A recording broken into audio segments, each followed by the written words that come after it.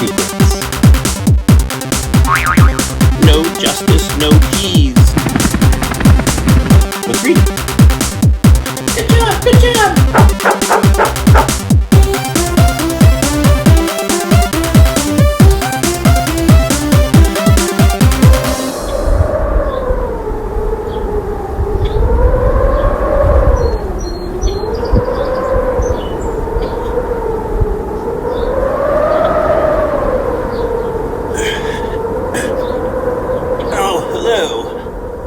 Welcome to Sequestered Storytime. My name is Czekaj. Welcome to today's episode. Have you ever seen that movie Free Solo? It's about this man who climbs up giant mountains like this one without any protective gear or ropes or anything. So I've decided to start climbing solo like this, and I have just climbed this huge mountain. We have a huge show for you today. It's very spring-centric. We have some videos about flowers. We have some videos about spring rain. We will learn about telecommunications in Somerville. Let's do this.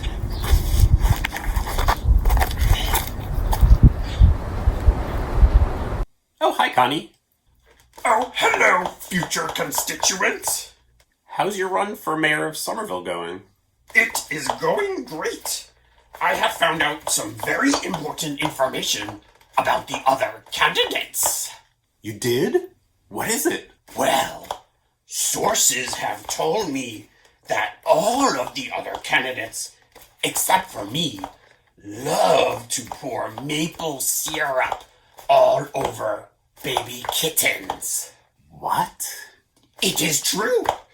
Multiple witnesses have told me that they get great pleasure out of making poor little kittens sticky. Where did you get that information? From the newspaper I publish, of course. You publish a newspaper? Of course. It is called the Absolutely True Newspaper of Somerville.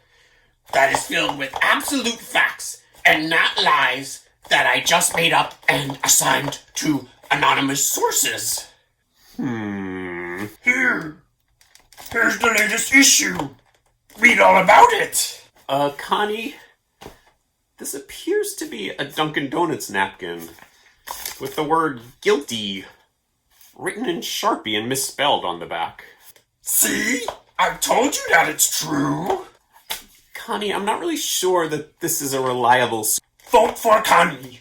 I will not pour maple syrup on poor little kittens. I'm Connie, and I approve this message.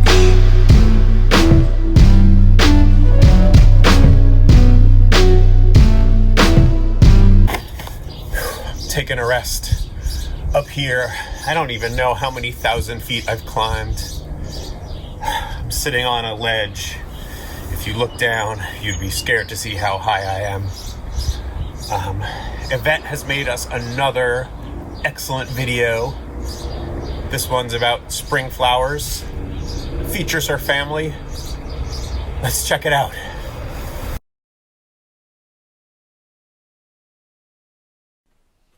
One, 2, 3, 4. Spring flowers, spring is here, hot sunny days, just like new year. New green sprouts out of the ground, bluebells and dandelions. Spring is here, that's all that matters. Spring flowers.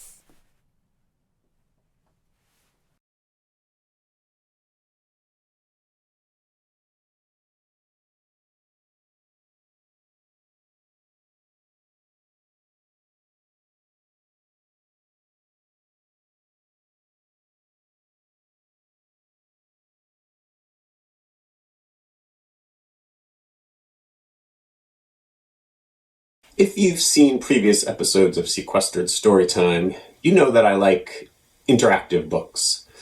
Books that you have to interact with, not just read. When I was a kid, my favorite book was There's a Monster at the End of This Book, which starred Grover, and it was a Sesame Street book. And the idea is he didn't want you to turn the pages because there was a monster at the end of the book. So he tied the pages shut, in the illustrations, of course. And so you had to turn the page to break the rope or knock down the wall. And I really loved that. And I sort of incorporated that idea into my book, Cat Secrets, where in order to read the book, you have to pretend you're a cat. So you have to meow before you turn a page and purr. I've also read on Sequestered Storytime some interactive books. The one I really liked was called Surprising Spectral Illusions from 1864. And if you've seen that episode, you have to stare at the images for a long time, and then you look at a blank wall, and it makes like a ghostly image. So anyway, continuing in that tradition, I'm going to be reading a very old book from 1898 called the Motograph Moving Picture Book. And the original book had a cover by the printmaker Toulouse-Lautrec, who was a famous 19th century painter and lithographer. And lithography is a type of printmaking. And so this book is interactive. And it comes with this clear sheet of acetate that is, it's hard to see, right? You can see me through it. What if I put it right up? If you put a white piece of paper behind it, you can kind of see there's very skinny lines on it. My camera can just about focus on it. But you can see there's very skinny lines that make a pattern. And that's important for making our pictures move. So let's read the Motograph Moving Picture Book. So the book starts with a preface and explanation that is very hyperbolic. It really makes it seem like this book will change your life. Which it might. But it's so exciting that I don't think I can do it justice. So I thought I'd have Connie read it. Connie, would you do me a favor and read this, please? Sure. I'd be happy to. Preface and explanation. Very little need be said in introducing this book to the public. This extraordinary invention, like many of the greatest discoveries of modern times, is simplicity itself.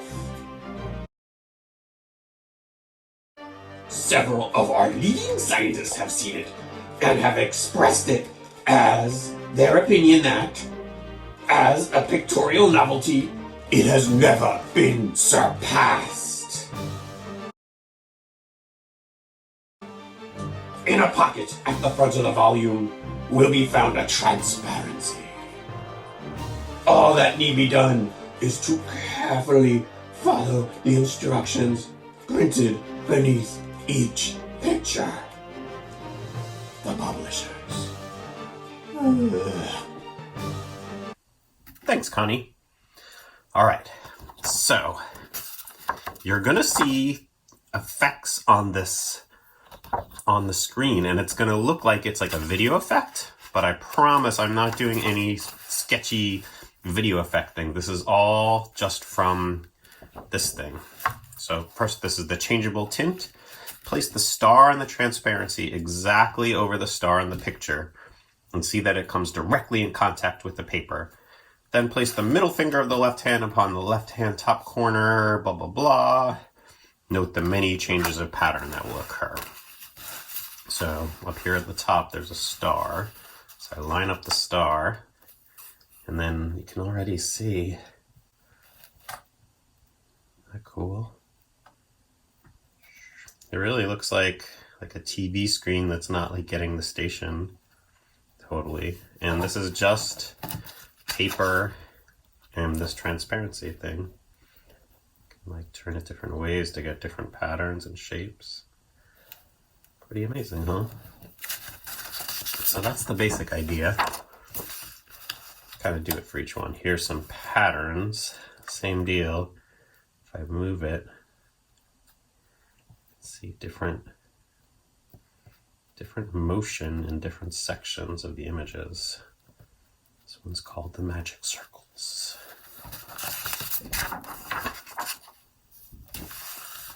Same thing with this one. This one's called the magic squares.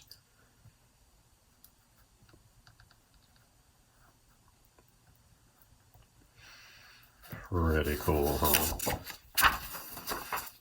This is the Water Mill. The instructions are same as in the changeable tint, but the transparency can also be moved up and down on the surface of the picture. So I put this transparency on top and check it out. Look at the water moving. Look at the water wheel. Kind of looks like it's turning, right? Could make it go one way or the other way.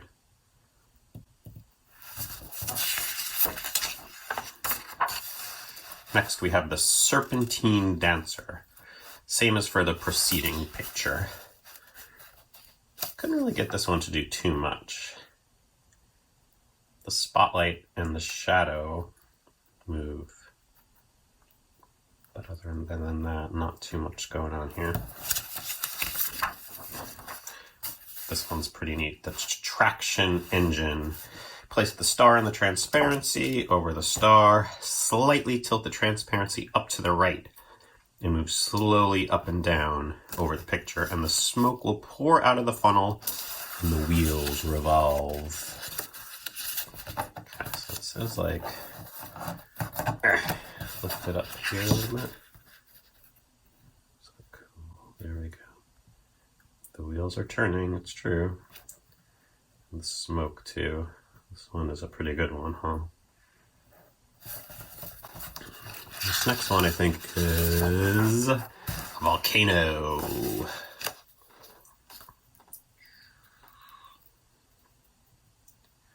The volcano erupting. And the water below moving. Let's take a break here.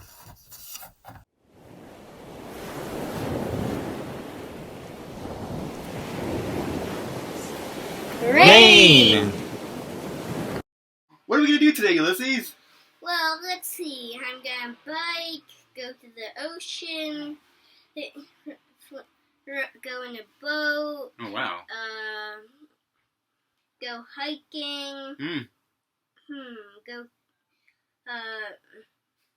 work on the driveway. Oh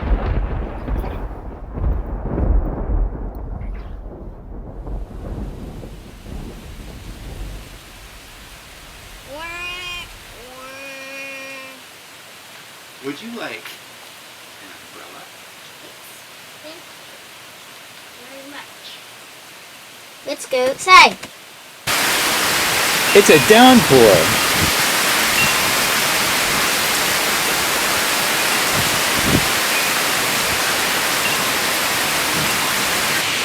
Look at that rain flooding down the street. It's like a waterfall. Wow.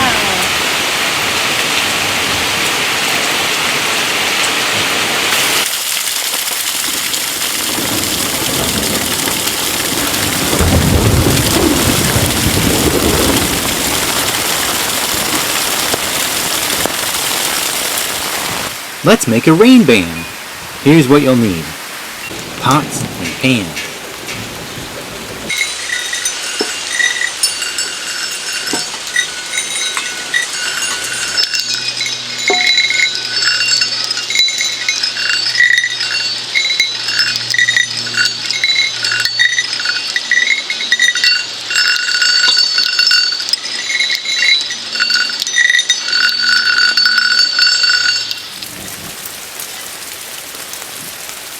The plants love the rain.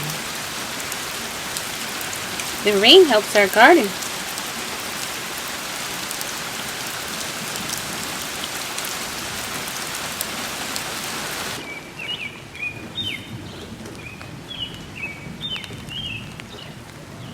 What do you want to do now? I have an idea. Let's make paper boats to float in a puddle. Here's what you'll need to make them. Paper. So first step, fold the paper in half. Then, Again. oh, do you do half again? I guess that's a Yeah, good and step. then you unfold it. Okay, that's a good strategy. So it makes kind of a fold that you don't actually do. It just It's a guide. It makes a guide. Yeah. Then you fold the little sides up.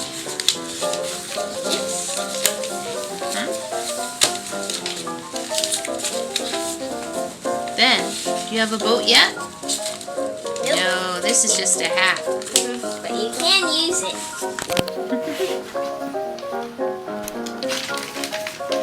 Flatten it to make a square. You flatten your hat to make a square. And you fold up the two corners of your hat. 1, 2. And then you pop it open. And sometimes you can put your thumbs on these corners and it tucks down the sides when you open it. Now let's go on an adventure to find the perfect puddle.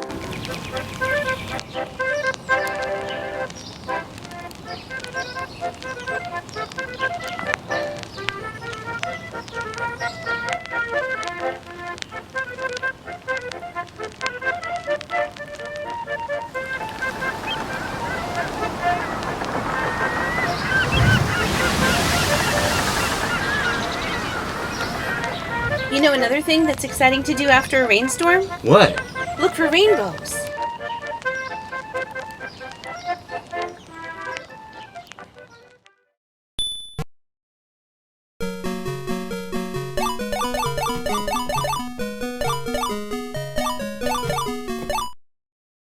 Hey, Somerville Sheep. Hey, Powderhouse Pickle Jar. Want to hear an interesting fact about telecommunications in Somerville? Not really. Yeah, we're kind of playing video games here. Well, Somerville had a very important role in the development of the telephone. You see, the first residential phone lines, phones that actually ran to people's homes, were installed right here in Somerville. What's a phone line? Beats me. Maybe it's a bunch of phones all lined up in a row. No. Back in the olden days, like in the 1990s, phones actually needed to be attached to wires for you to use them. Weird. Every house had a wire running into it that connected their phone to a bigger network. And the first of these phone lines were in Somerville. The very first one, in 1877, ran from the lab of Charles Williams in downtown Boston. That's where Alexander Graham Bell claims to have invented the telephone, all the way to East Somerville. And the second one ran from the same lab to Winter Hill. How quaint! And guess what? I've got a song about it! Isn't that exciting? Hello? Hello? Powderhouse Pickle Jar? Somerville Sheep? Are you listening?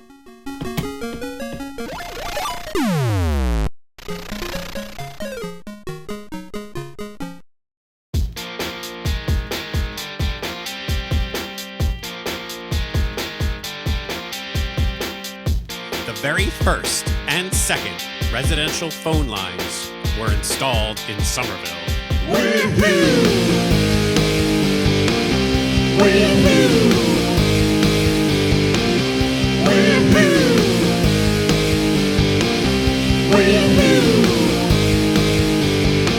I ran a phone line for the first time from downtown Boston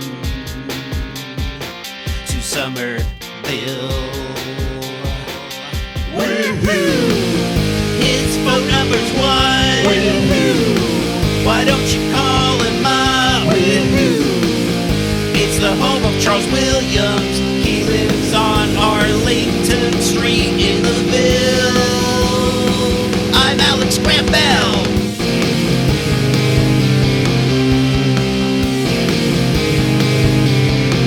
I got a patent, but maybe stole it from an Italian, Antonio Mucci. Woohoo! The next phone I install. Woohoo! You dial 2 to call. Woohoo! It wasn't Winter Hill. It's the Roswell Downers home in the Ville. I'm Alex Graham Bell. Graham Bell. Graham Bell. Graham Bell. Graham Bell.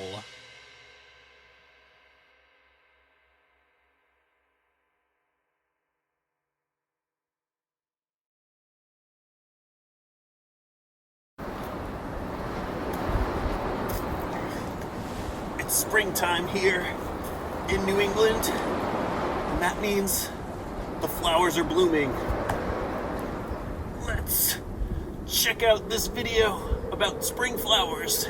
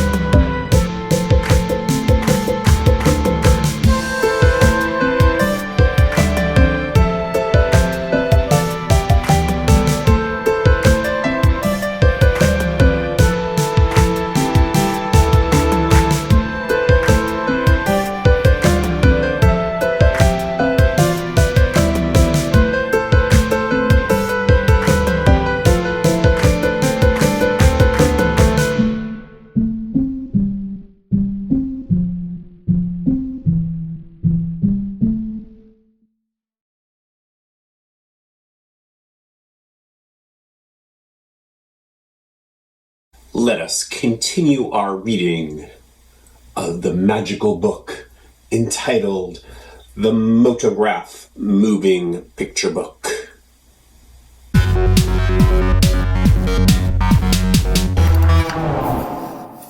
Next is the Mortar Mill.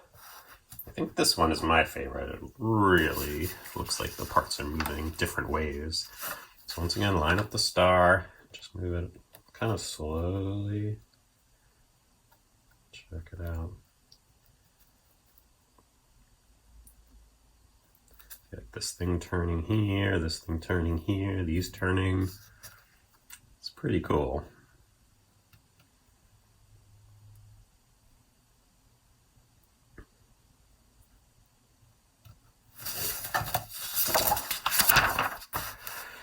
the steamboat.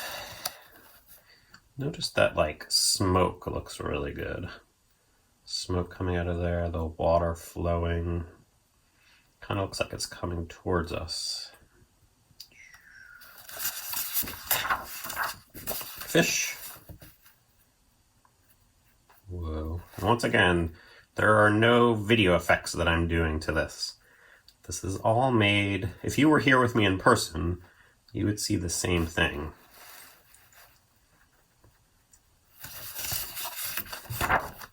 And this one says, place the star and the transparency over the star in the picture.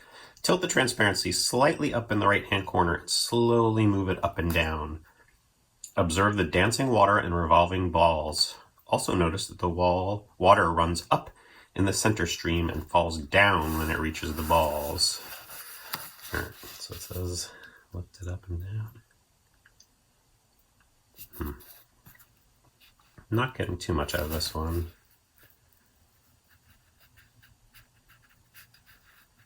I can see a little bit of water motion, but it's not my favorite. The house on fire. And this is the last one. This one's very dramatic. Line up the stars. Wow. Pretty cool, huh? And I can change like the motion of everything depending on which way I am moving the transparency.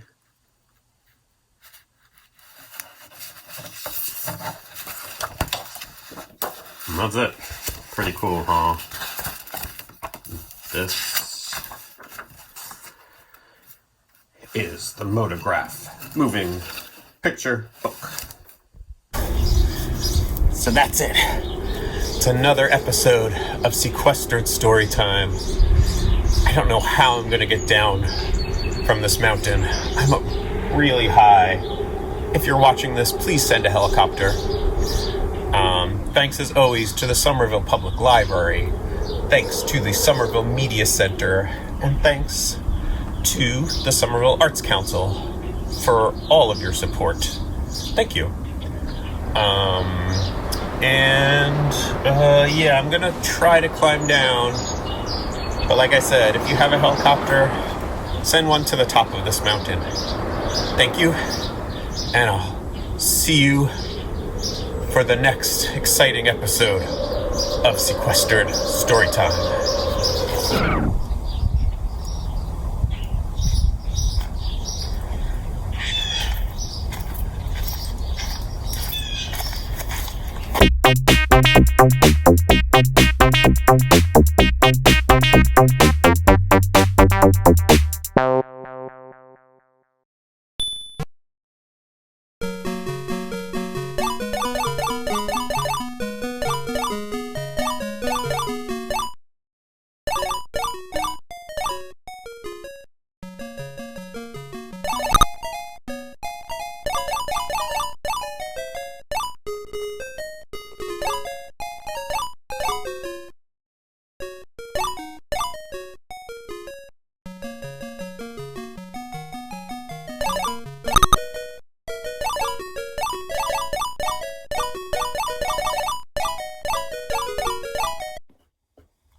Bye.